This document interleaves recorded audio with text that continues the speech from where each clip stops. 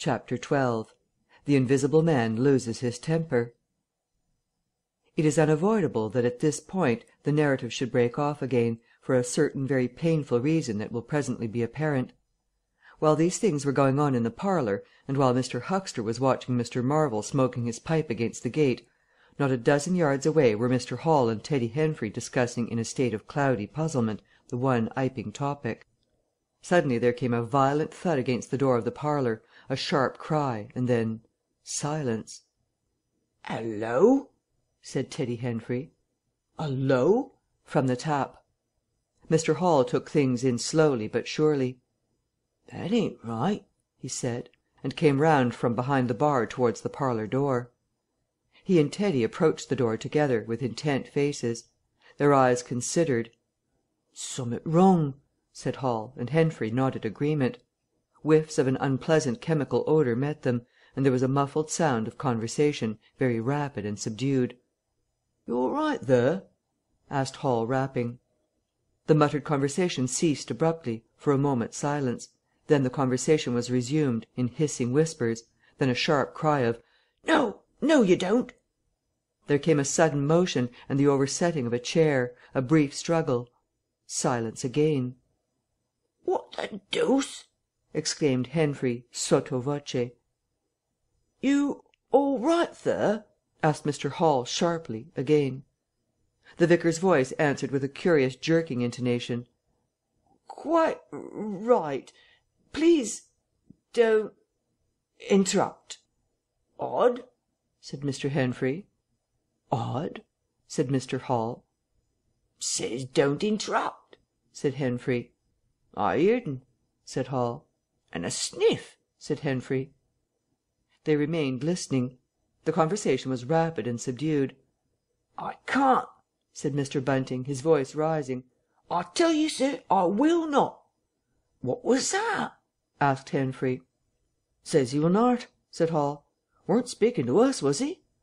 "Disgraceful," said Mr. Bunting within. "Disgraceful," said Mr. Henfrey. "I heard it distinct." "Who's that speaking now?" asked Henfrey. "Mr. Cuss, I s'pose," said Hall. "Can you hear anything?" Silence, the sounds within indistinct and perplexing. "Sounds like throwing the tablecloth about," said Hall. Mrs. Hall appeared behind the bar.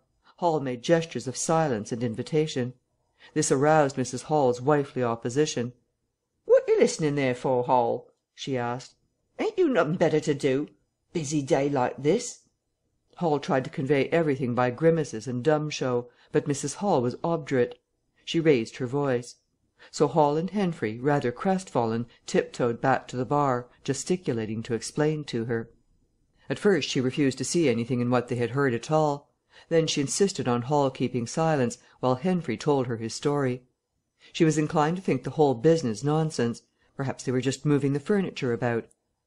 "I heerd un say disgraceful, that I did," said Hall. "I heerd that, Mrs. Hall," said Henfrey. "Like as not," began Mrs. Hall. "Hush!" said Mr. Teddy Henfrey. "Didn't I hear the window?" "What window?" said Mrs. Hall. "Parlour window," said Henfrey. Every one stood listening intently. Mrs. Hall's eyes, directed straight before her, saw without seeing the brilliant oblong of the inn door, the road white and vivid, and Huxter's shop front blistering in the June sun. Abruptly Huxter's door opened and Huxter appeared, eyes staring with excitement, arms gesticulating. "Yap!" cried Huxter. "Stop thief!" And he ran obliquely across the oblong towards the yard gates, and vanished. Simultaneously came a tumult from the parlour, and a sound of windows being closed. Hall, Henfrey, and the human contents of the tap rushed out at once pell-mell into the street. They saw someone whisk round the corner towards the road, and Mr. Huxter executing a complicated leap in the air that ended on his face and shoulder. Down the street people were standing astonished, or running towards them. Mr. Huxter was stunned. Henfrey stopped to discover this, but Hall and the two labourers from the tap rushed at once to the corner, shouting incoherent things, and saw Mr. Marvel vanishing by the corner of the church wall. They appeared to have jumped to the impossible conclusion that this was the Invisible Man suddenly become visible, and set off at once along the lane in pursuit. But Hall had hardly run a dozen yards before he gave a loud shout of astonishment and went flying headlong sideways, clutching one of the labourers and bringing him to the ground. He had been charged just as one charges a man at football. The second labourer came round in a circle, stared, and conceiving that Hall had tumbled over of his own accord, turned to resume the pursuit, only to be tripped by the ankle just as Huxter had been. Then, as the first labourer struggled to his feet, he was kicked sideways by a blow that might have felled an ox. As he went down, the rush from the direction of the village green came round the corner. The first to appear was the proprietor of the cocoanut shy, a burly man in a blue jersey. He was astonished to see the lane empty save for 3 men sprawling absurdly on the ground. And then something happened to his rearmost foot, and he went headlong and rolled sideways just in time to graze the feet of his brother and partner, following headlong. The two were then kicked, knelt on, fallen over, and cursed by quite a number of over-hasty people. Now when Hall and Henfrey and the labourers ran out of the house, Mrs. Hall, who had been disciplined by years of experience, remained in the bar next the till. And suddenly the parlour door was opened, and Mr. Cuss appeared, and without glancing at her, rushed at once down the steps toward the corner. "Hold him!" he cried. "Don't let him drop that parcel!" He knew nothing of the existence of Marvel, for the invisible man had handed over the books and bundle in the yard. The face of Mr. Cuss was angry and resolute, but his costume was defective, a sort of limp white kilt that could only have passed muster in Greece. "Hold him!" he bawled. "He's got my trousers, and every stitch of the vicar's clothes. Tend to him in a minute," he cried to Henfrey as he passed the prostrate Huxter, and coming round the corner to join the tumult, was promptly knocked off his feet into an indecorous sprawl. Somebody in full flight trod heavily on his finger. He yelled, struggled to regain his feet, was knocked against and thrown on all fours again, and became aware that he was involved not in a capture but a rout. Every one was running back to the village. He rose again and was hit severely behind the ear. He staggered and set off back to the coach and horses forthwith, leaping over the deserted Huxter, who was now sitting up, on his way. Behind him, as he was half-way up the inn steps, he heard a sudden yell of rage, rising sharply out of the confusion of cries and a sounding smack in someone's face.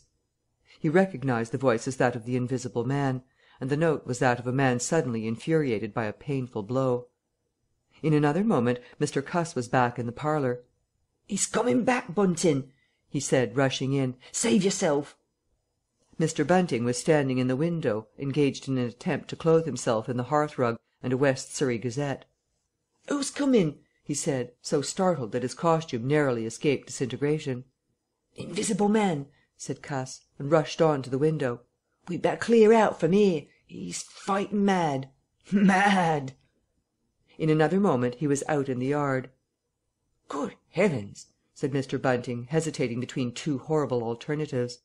He heard a frightful struggle in the passage of the inn, and his decision was made. He clambered out of the window, adjusted his costume hastily, and fled up the village as fast as his fat little legs would carry him.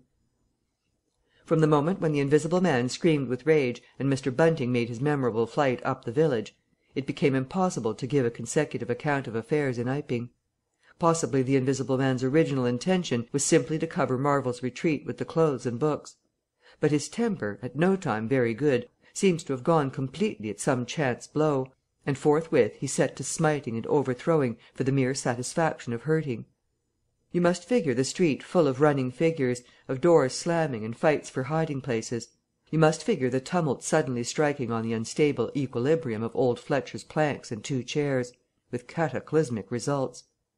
You must figure an appalled couple caught dismally in a swing.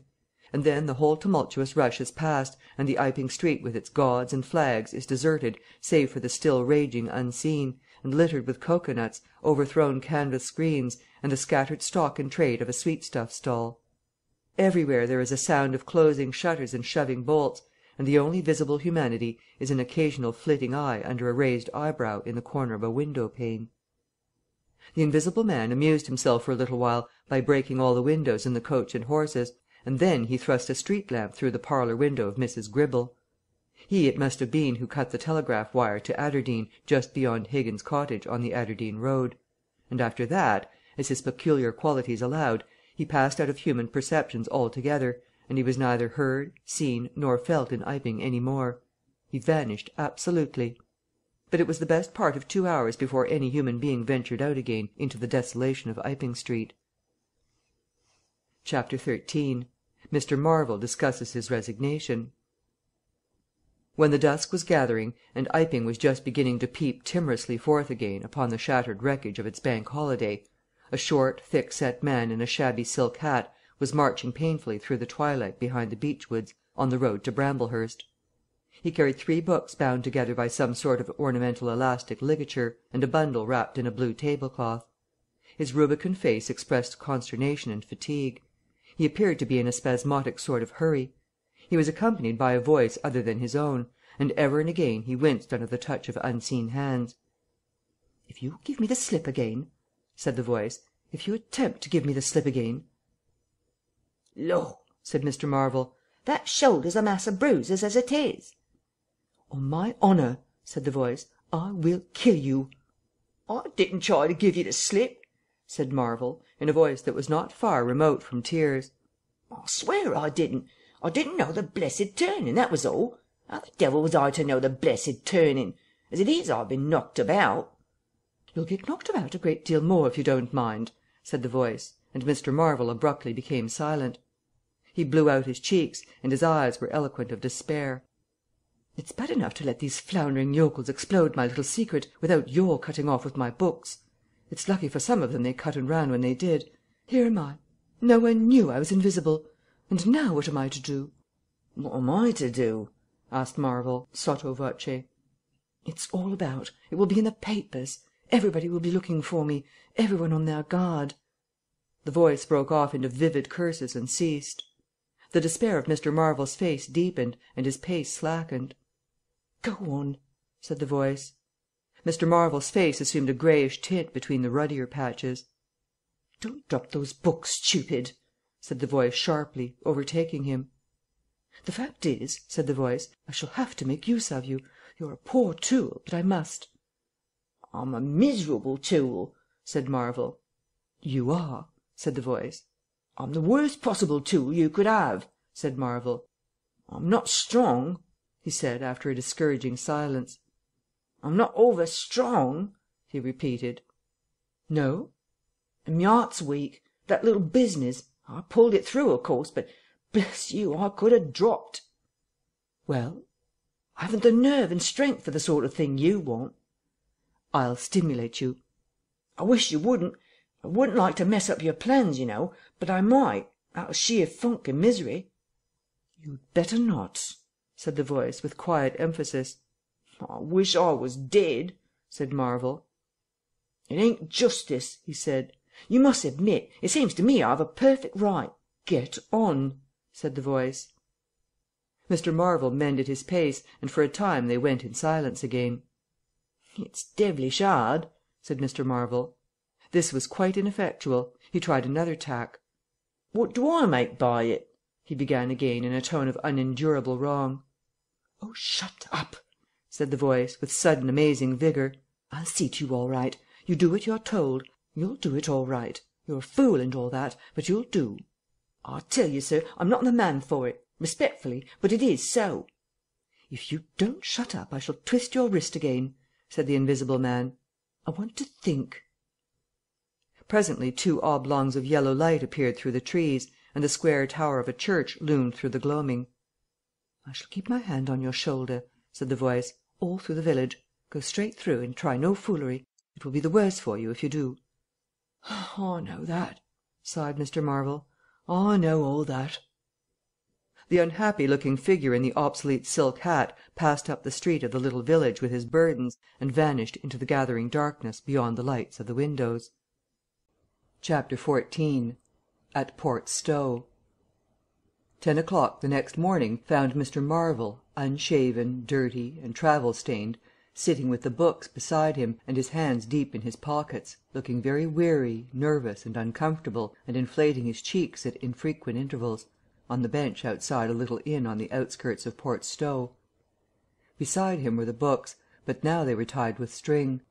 The bundle had been abandoned in the pine woods beyond Bramblehurst, in accordance with a change in the plans of the Invisible Man.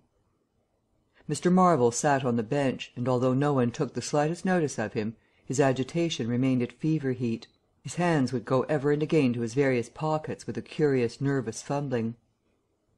When he had been sitting for the best part of an hour, however, an elderly mariner, carrying a newspaper, came out of the inn and sat down beside him. "Pleasant day," said the mariner. Mr. Marvel glanced about him with something very like terror. "Very," he said. "Just seasonable weather for the time of year," said the mariner, taking no denial. "Quite," said Mr. Marvel. The mariner produced a toothpick, and, saving his regard, was engrossed thereby for some minutes. His eyes meanwhile were at liberty to examine Mr. Marvel's dusty figure, and the books beside him. As he had approached Mr. Marvel, he had heard a sound like the dropping of coins into a pocket. He was struck by the contrast of Mr. Marvel's appearance with this suggestion of opulence. Thence his mind wandered back again to a topic that had taken a curiously firm hold of his imagination. "Books," he said suddenly, noisily finishing with the toothpick. Mr. Marvel started and looked at them. "Oh, yes," he said. "Yes, they're books." "There's some extraordinary things in books," said the mariner. "I believe you," said Mr. Marvel. "And some extraordinary things out of 'em," said the mariner. "True, likewise," said Mr. Marvel. He eyed his interlocutor, and then glanced about him. "There's some extraordinary things in newspapers, for example," said the mariner. "There are." "In this newspaper," said the mariner. "Ah," said Mr. Marvel. "There's a story," said the mariner, fixing Mr. Marvel with an eye that was firm and deliberate. "There's a story about an invisible man, for instance."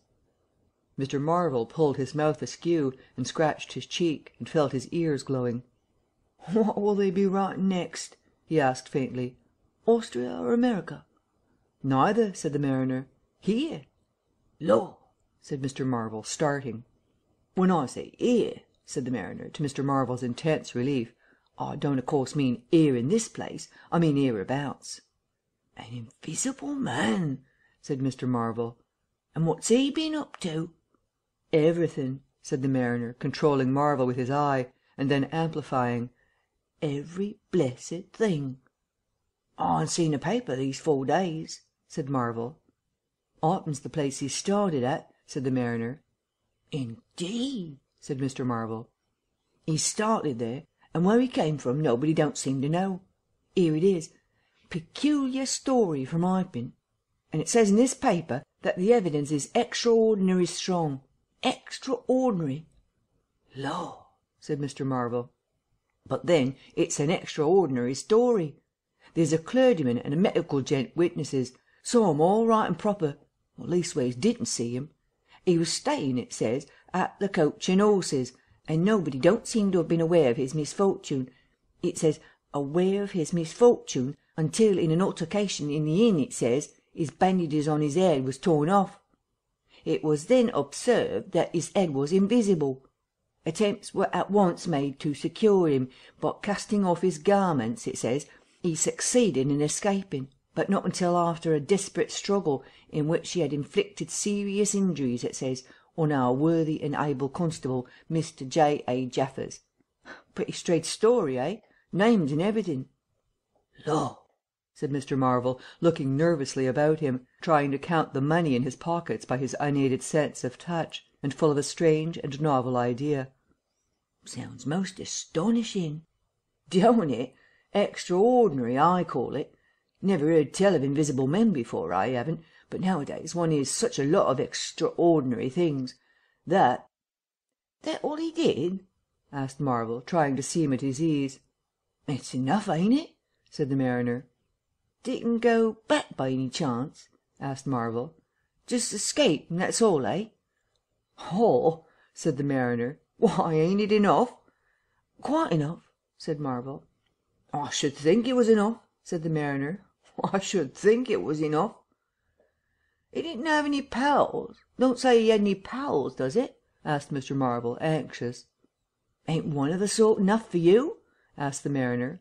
"No, thank heaven, as one might say, he didn't." He nodded his head slowly. "Makes me regular uncomfortable, the bare thought of that chap running about the country. He is at present at large, and from certain evidence it is supposed that he has took, I suppose they mean, the road to Port Stowe. You see, we're right in it. None of your American wonders this time, and just think of the things he might do, where you'd be if he took a drop over and above and had a fancy to go for you. Suppose he wants to rob, who can prevent him? He can trespass, he can burgle, he can walk through a cordon of policemen as easy as me or you could give the slip to a blind man. Easier, for these here blind chaps here uncommon sharp, I'm told, and wherever there was liquor he fancied. He's got a tremendous advantage, certainly, said Mr. Marvel. And, well, you're right, said the mariner, he has. All this time Mr. Marvel had been glancing about him intently, listening for faint footfalls, trying to detect imperceptible movements. He seemed on the point of some great resolution. He coughed behind his hand. He looked about him again, listened, bent towards the mariner, and lowered his voice. The fact of it is, I happen to know just a thing or two about this invisible man, from private sources. Oh, said the mariner, interested. You? Yes, said Mr. Marvel, me. Indeed, said the mariner. And may I ask? You'll be astonished, said Mr. Marvel behind his hand. It's tremendous. Indeed, said the mariner. The fact is, began Mr. Marvel eagerly in a confidential undertone. Suddenly his expression changed marvellously. Ow! He said. He rose stiffly in his seat. His face was eloquent of physical suffering. Wow! He said. What's up? Said the mariner, concerned. Toothache, said Mr. Marvel, and put his hand to his ear. He caught hold of his books. I must be getting on, I think, he said. He edged in a curious way along the seat away from his interlocutor. But you was just a-going to tell me about this here invisible man, protested the mariner. Mr. Marvel seemed to consult with himself. Hoax, said a voice. It's a hoax, said Mr. Marvel. But it's in the paper, said the mariner. Hoax all the same, said Marvel. I know the chap that started the lie. There ain't no invisible man whatsoever. Blimey. But how about this paper? Do you mean to say not a word of it? Said Marvel stoutly. The mariner stared, paper in hand. Mr. Marvel jerkily faced about. Wait a bit, said the mariner, rising and speaking slowly. Do you mean to say? I do, said Mr. Marvel. Then why did you let me go on and tell you all this blasted stuff then? What do you mean by letting a man make a fool of himself like that for, eh? Mr. Marvel blew out his cheeks. The mariner was suddenly very red indeed. He clenched his hands. I've been talking here this 10 minutes, he said, and you little pot-bellied, leathery-faced son of an old boot, couldn't have the elementary manners. Don't you come bandying words with me, said Mr. Marvel. Bandying words, I'm a jolly good mind. Come up, said a voice, and Mr. Marvel was suddenly whirled about and started marching off in a curious spasmodic manner. You better move on, said the mariner. Who's moving on? Said Mr. Marvel. He was receding obliquely, with a curious hurrying gait, with occasional violent jerks forward. Some way along the road he began a muttered monologue, protests and recriminations. Silly devil, said the mariner, legs wide apart, elbows akimbo, watching the receding figure. I'll show you, you silly arse. Hoaxing me. It's here, on the paper. Mr. Marvel retorted incoherently, and receding, was hidden by a bend in the road, but the mariner still stood magnificent in the midst of the way until the approach of a butcher's cart dislodged him. Then he turned himself towards Port Stowe. Full of extraordinary arses, he said softly to himself. Just to take me down a bit, that was his silly game. It's on the paper. There was another extraordinary thing he was presently to hear, that had happened quite close to him, and that was a vision of a fistful of money, no less, travelling without visible agency along by the wall at the corner of St. Michael's Lane. A brother mariner had seen this wonderful sight that very morning. He had snatched at the money forthwith and had been knocked headlong, and when he had got to his feet the butterfly money had vanished.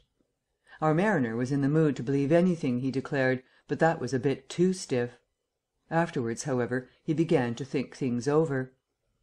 The story of the flying money was true, and all about that neighbourhood, even from the august London and Country Banking Company, from the tills of shops and inns, doors standing that sunny weather entirely open, money had been quietly and dexterously making off that day in handfuls and rouleaux, floating quietly along by walls and shady places, dodging quickly from the approaching eyes of men; and it had, though no man had traced it, invariably ended its mysterious flight in the pocket of that agitated gentleman in the obsolete silk hat, sitting outside the little inn on the outskirts of Port Stowe. It was 10 days after, and indeed only when the Burdock story was already old, that the mariner collated these facts and began to understand how near he had been to the wonderful invisible man. Chapter 15. The Man Who Was Running. In the early evening time Dr. Kemp was sitting in his study in the Belvedere on the hill overlooking Burdock. It was a pleasant little room, with 3 windows, north, west, and south, and bookshelves covered with books and scientific publications, and a broad writing table, and under the north window a microscope, glass slips, minute instruments, some cultures, and scattered bottles of reagents. Dr. Kemp's solar lamp was lit, albeit the sky was still bright with the sunset light, and his blinds were up because there was no offence of peering outsiders to require them pulled down. Dr. Kemp was a tall and slender young man, with flaxen hair and a moustache almost white, and the work he was upon would earn him, he hoped, the fellowship of the Royal Society, so highly did he think of it. And his eye, presently wandering from his work, caught the sunset blazing at the back of the hill that is over against his own. For a minute perhaps he sat, pen in mouth, admiring the rich golden colour above the crest, and then his attention was attracted by the little figure of a man, inky black, running over the hill brow towards him. He was a shortish little man, and he wore a high hat, and he was running so fast that his legs verily twinkled. "Another of those fools," said Dr. Kemp. "Like that 'oss who ran into me this morning round a corner with the visible man a-coming, sir. I can't imagine what possesses people. One might think we were in the 13th century." He got up, went to the window, and stared at the dusky hillside, and the dark little figure tearing down it. "He seems in a confounded hurry," said Dr. Kemp, "but he doesn't seem to be getting on. If his pockets were full of lead he couldn't run heavier." "Spurted, sir," said Dr. Kemp. In another moment the higher of the villas that had clambered up the hill from Burdock had occulted the running figure. He was visible again for a moment, and again, and then again, 3 times between the 3 detached houses that came next, and then the terrace hid him. "'Osses," said Dr. Kemp, swinging round on his heel and walking back to his writing table. But those who saw the fugitive nearer, and perceived the abject terror on his perspiring face, being themselves in the open roadway, did not share in the doctor's contempt. By the man pounded, and as he ran he chinked like a well-filled purse that is tossed to and fro. He looked neither to the right nor the left, but his dilated eyes stared straight downhill to where the lamps were being lit and the people were crowded in the street, and his ill-shaped mouth fell apart, and a glary foam lay on his lips, and his breath came hoarse and noisy. All he passed stopped, and began staring up the road and down, and interrogating one another, with an inkling of discomfort for the reason of his haste. And then presently, far up the hill, a dog playing in the road yelped, and ran under a gate, and as they still wondered, something, a wind, a pad, pad, pad, a sound like a panting breathing, rushed by. People screamed. People sprang off the pavement. It passed in shouts. It passed by instinct down the hill. They were shouting in the street before Marvel was half-way there. They were bolting into houses and slamming the doors behind them, with the news. He heard it and made one last desperate spurt. Fear came striding by, rushed ahead of him, and in a moment had seized the town. "The Invisible Man is coming! The Invisible Man!"